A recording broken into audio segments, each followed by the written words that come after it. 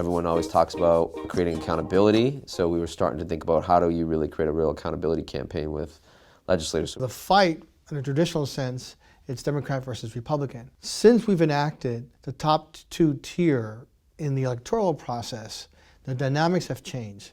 I truly believe that for the first time in a very, very long time in the history of California, policy issues now really matter. Okay, not just labels. So we created a scorecard at UFCW for the first time. We scored members across the spectrum on UFCW priority bills. One bill we tried was AB 880, which was a bill that would have taxed large employers, 500 more employees that had anyone on Medi-Cal. It was a 2/3 vote bill. It died in the Assembly. 3 Democrats voted against the bill. One of those 3 Democrats was Cheryl Brown. One critical bill was worker retention, and Cheryl Brown did not vote with us on that. And that was real important to our members. With a lot of our stores being closed and being sold to these other companies, we needed to have this worker retention bill to have protections for our workers. So here was this assemblywoman, or former assemblywoman, who continually voted against what we believed were the interests of the assembly district she represented. It's one of the poorest assembly districts in the state.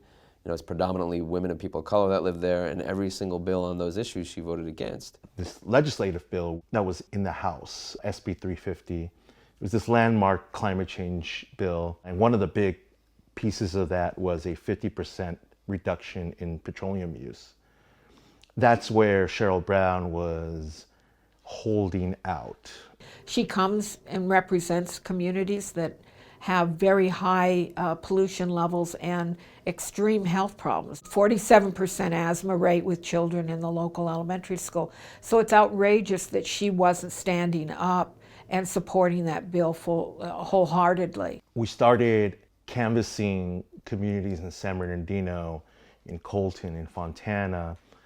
We started canvassing her neighbors, actually, letting them know, hey, there's this landmark bill, and your neighbor / representative is staying quiet.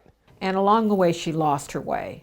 She really got co-opted by the big oil interests, making her feel important, and she took the wrong turn. So we went down there, we met with the environmental justice advocates, and it really felt like maybe we had the resources and the people power to really do a full field campaign that would be required to challenge a sitting assembly member. We felt, as labor, with the strong leadership from Rick Brewer and 1167, who were totally in, along with the community-based organizations and environmental groups, we felt we had a pretty solid coalition. At UFCW, we have no fear going against any politician that's not backing union members that work in our union stores at a local 1167. They have one of the worst air qualities in the nation. Also, it was good jobs, health care, and affordable housing. Those issues really affected people deeply. We found out about Eloise Reyes, and she had been around for a long time within the Inland Empire, and she had a compelling story and was someone that really wanted to represent the community. I've been involved in the community for many, many years,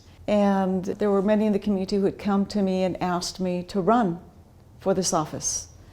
I told them initially, no, it's not a good idea. So I started to do my research on the voting record. There were votes taken regarding our workers. There were votes taken that had to do with our environment. These are all important issues for our community. Eloise Reyes embodied what was good about the community, embodied proudness. I finally decided, yes, I would take this on. I'm glad that I did. The issues are too important for our community, and they need somebody who's going to fight for them. In having discussions with Jim Araby, with UFCW and the Western States group, we decided this would be a good coalition. They were looking to partner with some communities. We were looking to partner with unions. It really started as a grassroots movement, and we were able to help bring the resources in to give them more of a voice, which was going to be required when you're going up against Chevron and their millions. So our local Sierra Club, young workers, and just the community members were all walking precincts for her. We all came together to make sure Eloise was elected. To hear that the UFCW was about to really get into this fight was just amazing, because if you know about the UFCW and their political operations, it's second to none. When they're coming in, this is about to be a rumble right here. There were some that were very involved from the very beginning. UFCW is one of those that when I asked for their endorsement, they gave it to me and pledged to help me through it. We would have to carry this all the way through November, and what winning would look like, whether we were just trying to advance our candidate to June or if we were really going to go all in to November. We put everything into this race, from money to all our staff, all our reps, our organizers. Our front office staff came out and helped. What we did in the primary was to really do a field campaign. Our role was very clear. We were the local people. We were the residents. And we brought that local voice to us. Our membership worked really hard on the Eloise Reyes campaign. We were turning out folks every weekend to knock on doors, to make phone calls, to put door hangers. We did canvassing, a lot of weekends, walking the different precincts, the neighborhoods. We have a couple thousand members in the district, so we made sure we talked to everyone, not once or twice, but at least 3 calls. We also targeted members through social media. So we ran targeted ads to both unregistered members and those who are registered to increase their likelihood of voting. We had to make sure that they were engaged and that they understood what was at stake. Labor came through every single weekend. We had somebody from Labor. We always saw the yellow shirts from UFCW. We saw SEIU with their purple shirts. We canvassed for Eloise Reyes. We phone banked for Eloise. Mrs. Reyes has promised us that she'll fight for the people, for our wages, our retirement, not have our families get budget cuts. And she knows how important our position is as caregivers and nurses. I work 8-9 hours a day. So after work, I just was there, phone banking, telling people, you know, we need your vote. We need her to win.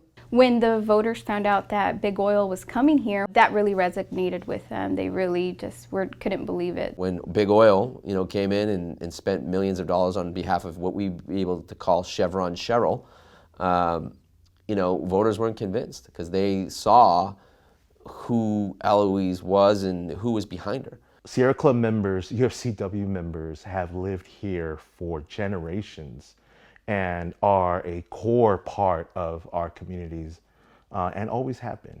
And they don't want to hear, well, either you get clean air or you get good jobs.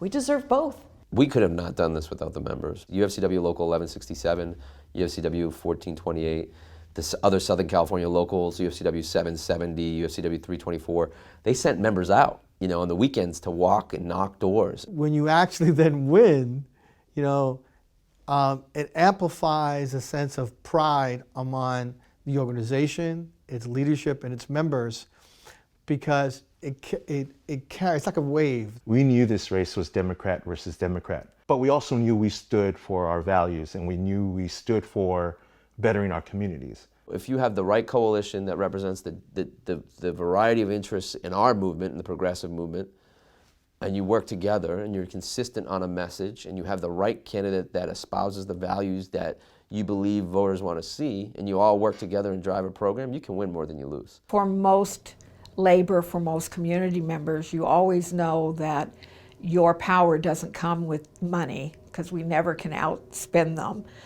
It comes with numbers. The ripple effect that we're going to see from this is, in my prediction, going to be huge.